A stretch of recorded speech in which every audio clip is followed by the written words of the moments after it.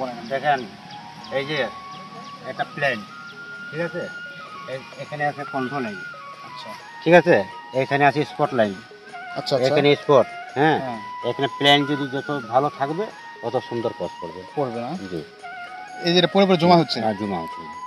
আসসালামু আলাইকুম। প্রকৃতির অপার সৌন্দর্যে ঘেরা এই স্থানটি হলো রাবার বাগান। চারিদিকে সারি সারি লম্বা গাছ, সবুজের সমারোহ আর পাখির ডাক, যেন প্রকৃতি তার আপন রূপে সাজিয়েছে এই বাগান।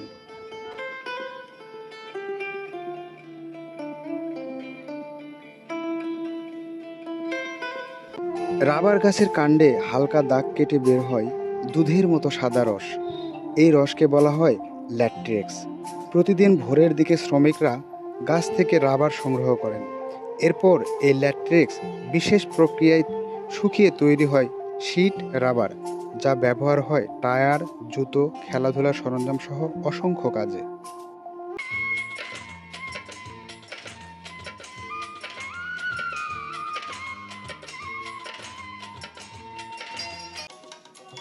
বাংলাদেশে রাবার বাগানের ইতিহাস শুরু হয়েছিল ব্রিটিশ আমলে।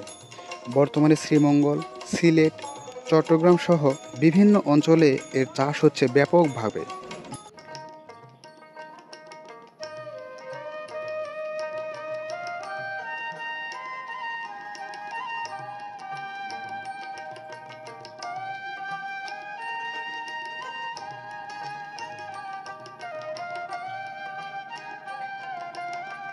রাবার শুধু অর্থনীতির জন্য নয়, পরিবেশের জন্যও গুরুত্বপূর্ণ।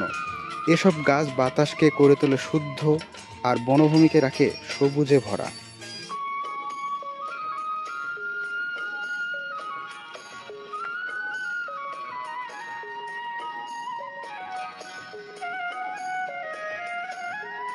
রাবার বাগান কেবল অর্থনৈতিক সমৃদ্ধি আনে না, আমাদের প্রকৃতির সৌন্দর্যও বহন করে। সবুজে ঘেরা এই বাগান যেন মানুষকে শেখায় শান্তি আর সজীবতার গল্প।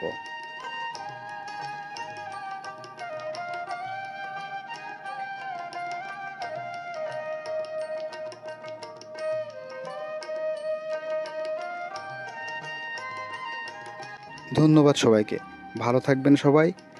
আগামীতে দেখা হবে আরও একটি নতুন কোনো ভিডিও নিয়ে। আল্লাহ হাফেজ।